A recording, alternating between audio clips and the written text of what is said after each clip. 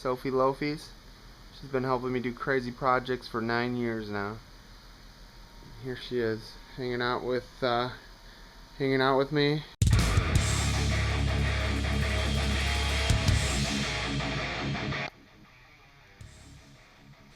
Alright, here we are. We're resuming work on the car. This is, I guess, day 2. I spent, I'd say, probably about 3 hours yesterday working on this. Not too long. I didn't make as much progress as I wanted. As always, I had a ton of interruptions. It always drives me crazy. So next up, what do we got here? I will disconnect the intercooler pipes. I will pull off the air box and the flex tube feeding into the Y pipe. And then coming over here, I'm going to remove the coolant reservoir. And then pop the ECU, bring this whole trunk of cables, fold it over onto the engine, disconnect these this vacuum line here that goes into the essentially the inner firewall. Let's see what else. Disconnect the heater core hoses, probably on the engine side. And then we just have something for the power steering. I gotta pull the power steering lines too and drain that out. So I have some sort of a power steering fluid leak. So there's not much fluid in there anyway. But I'll just follow these lines down and see where they lead me. So got my work cut out for me. I'm gonna show you the underside, the exhaust as well, what I'm currently dealing with. Okay, here we are underneath the car. We're looking towards the rear of the car.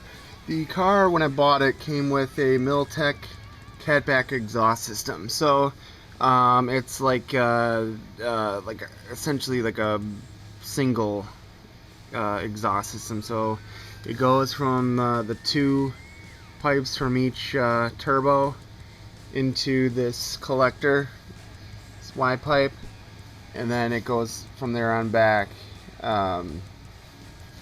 Now here's some of the problems that I'm gonna have. Instead of using, I am missing some hose clamps. They popped off, they rusted off. This is basically the only one that I have left here.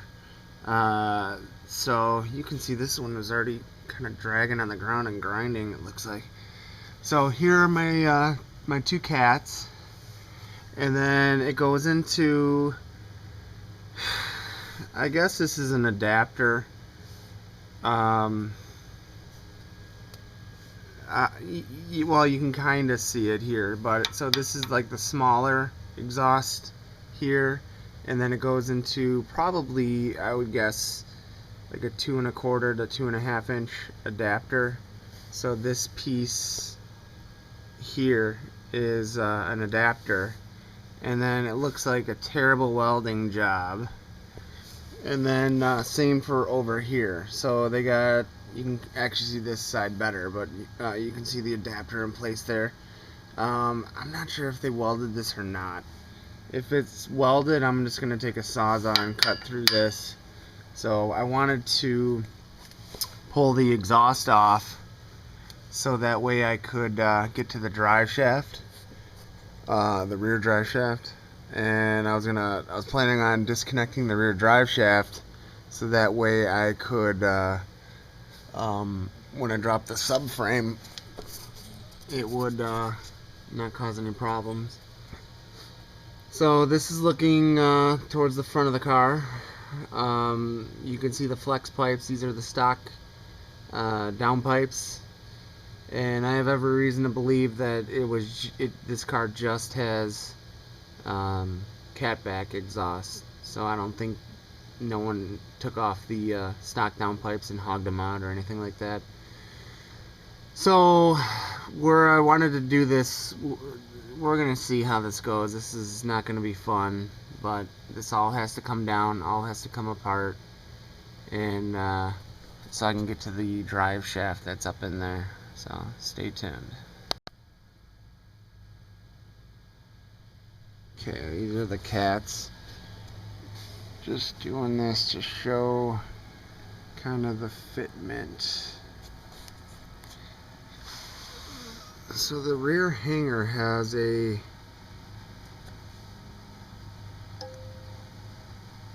clamp on it. This one, yeah, okay. This will be a fun project for another day, but I believe this is the location of the fuel filter. So this kind of looks a little rusted out, so that'll be fun. Everything else looks pretty good back here.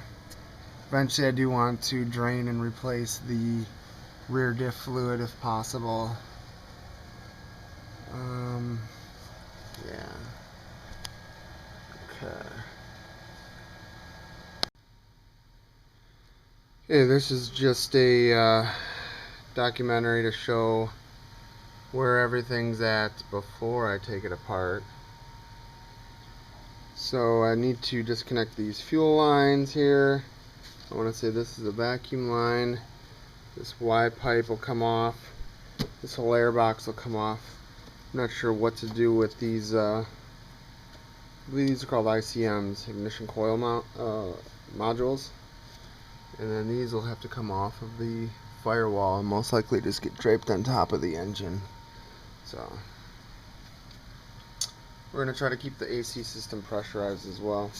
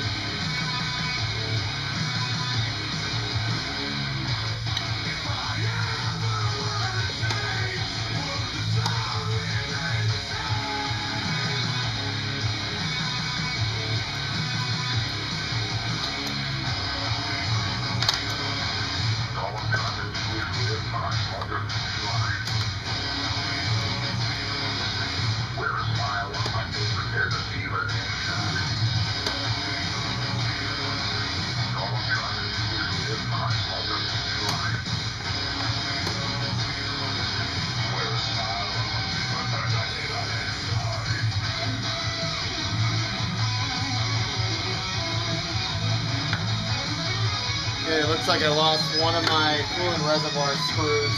Fell down back behind there. I'm gonna find that later. Also, I just noticed it looks like the heat shroud is missing one of the bolts. So this left bolt is in there. This one over here is missing. Wondering if it fell off or something. Because I know they have a hose pipe clamp down there. Okay, so here's where I'm at. I'm kind of bogged down trying to remove these 3 fuel lines here, or 2 fuel lines and vacuum or whatever. So I got the first one off. It had a stock hose clamp on it. That was this guy here. The second line here is one of the gas lines. It's the threaded one here. That line I had replaced over the winter. When I did that, I had installed a normal hose clamp. You can see the silver thing down there. Now I am stuck on this last line here, and you can see it down in there.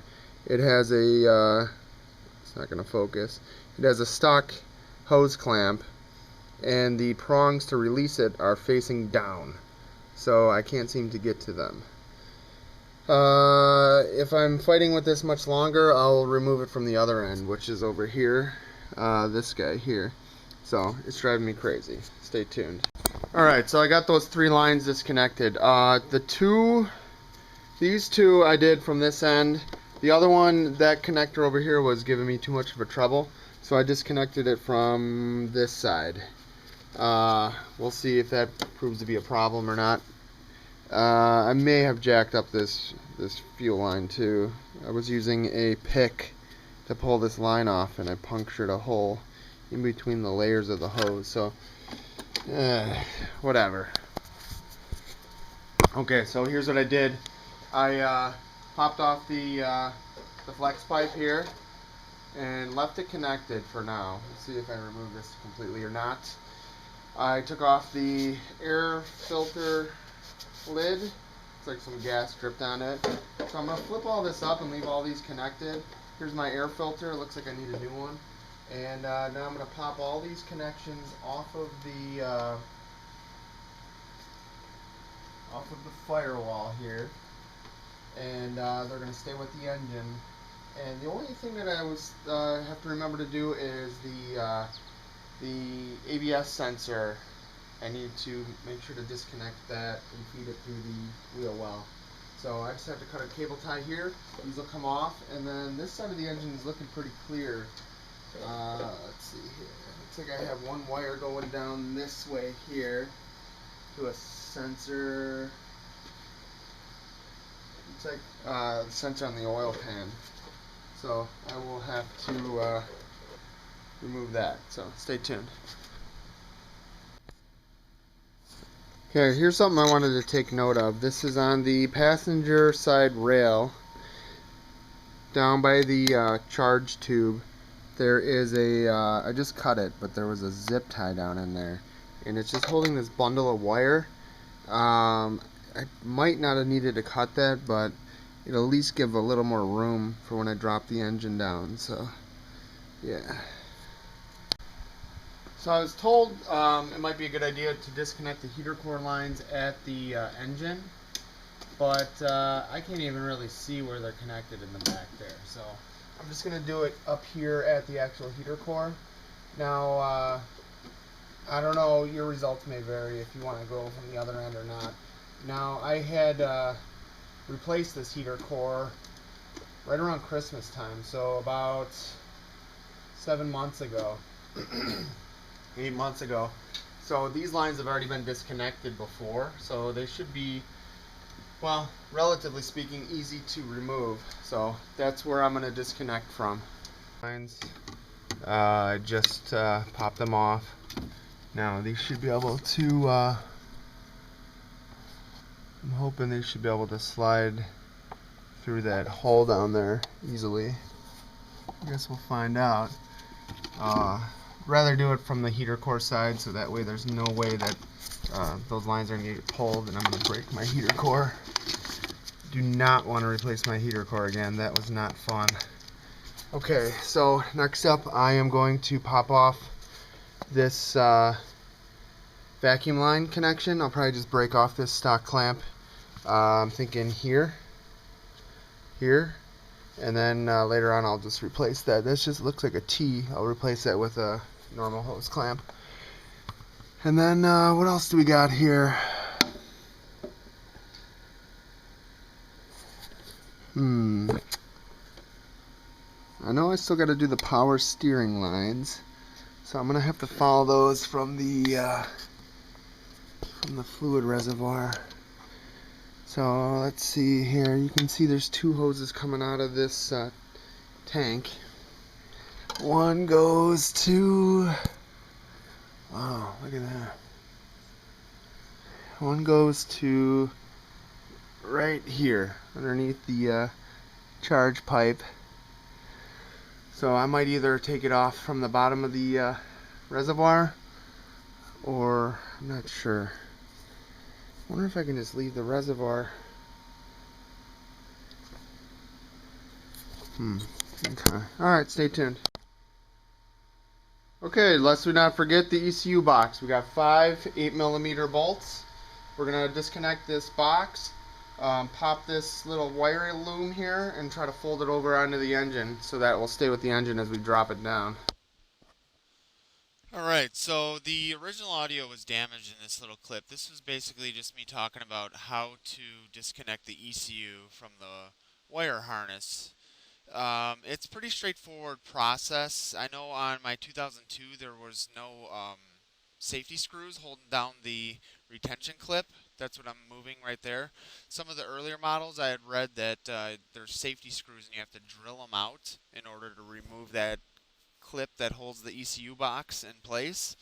But other than that, there's just some locking tabs on each side. There's two harnesses that plug in to the ECU itself. So each harness has a locking clip, and they're like basically on the outside of the box edges. And you just keep pulling those clips, and it pops loose. And then as you pull it more, it actually physically disconnects the harness from the ECU. So it's pretty straightforward. I'm going to have other videos, especially a video clip showing me installing the Stage 2 ECU, so check back for more if you're confused at this point.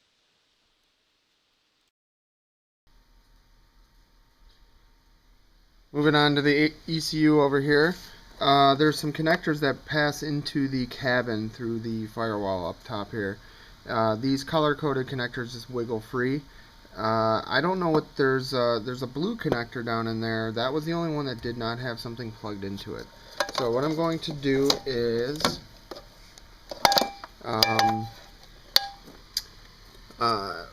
I just disconnected those. I'm going to leave the ECU actually connected to the wire connectors. And then I believe I'm just going to pull this relay and this fuse and grab this whole bundle and flop it over onto the top of the engine. The only thing that I noticed, there is a connector, a wire and a connector that go over to, looks like I believe this is the brake booster or something. So the wire connects to here. So I need to disconnect that. I still have yet to master these these Audi connectors. So I'm not sure if that's in focus, but so I need to disconnect that and then pop the fuse and relay, and I should be free with the ECU. Oh, I'm probably gonna have to. You can see this big wire loom here. Comes over to the bulkhead or whatever this is called. I'm guessing all these red wires. I mean, it looks like a ground, body ground or something. So I'm gonna pop all this out of the bulkhead, so cut these wire ties and yikes. Okay, so right about now, let's take a look here. Let's move back here. Right about now, we're going to soak this up. Right here, right now, is when I'm starting to get nervous. So once I drop my exhaust, there's definitely no going back. So I'm gonna make this happen all by myself. So if I can do it, anyone can do it. Just take your time.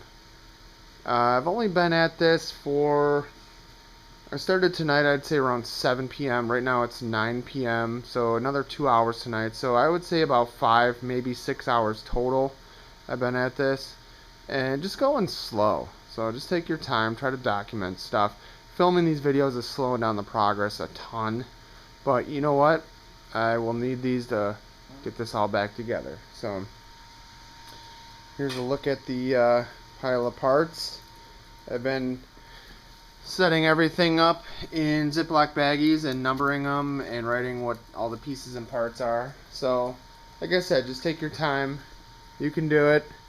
And try to stay calm once you get to this point, because this is getting a little crazy. So I took some high-res photos with my cell phone of this. I don't even know if this is in focus with this camera, but this is once again another close-up of how the wire loom that goes from the ECU is connected to everything over here. So yikes. Not too complicated, it's just I'm nervous about getting this all back together. So it looks like there's a white connector on the right, red connector in the middle, black connector on the left, and then you have the big trunk on top, zip tied on there. Okay, study that up. I'm just going over the last stuff needed to disconnect from the engine bay here, and I noticed there's a looks like a transmission cooler behind the driver's side intercooler. So there's two lines that go into it, and those two lines come across to the front here. One is dangling down. That's the one that plugs into the radiator. The other one is this line here. So it goes all the way to this side of the engine. So this line's connected to the engine. This I have zip tied to the engine. So I'm thinking if I just remove this one single Allen bolt that goes into the rear mounted trans cooler, that will do it. And then after that, all I have left is the power steering fluid. So that is this connector right here, and I believe that'll be it for the engine bay. So I got the that trans cooler bolt done, removed. So all that's left now should be, I also did the power steering, should be the strut towers. I need to drop the exhaust, pull the rear drive shaft off, and then I should be able to drop the subframe. So the only thing that I'm not sure of was the second power steering connection. So I'll figure that out soon here. This car is a virgin. It still has the silver plugs on the strut towers up here. Yeah, look at that. Okay, quick recap of where I'm leaving off. So it's about 11 p.m. Been working on the car for 3-4 hours. I got the exhaust drop down, disconnected. I disconnected the heat shield. I have yet to pull the drive shaft. You can't even see with this camera. So I just have the cat exhaust pipes dangling, and then most of this is pretty much set. So I just have to disconnect the drive shaft, do all the brake stuff, and we should be ready to drop the subframe. See you tomorrow.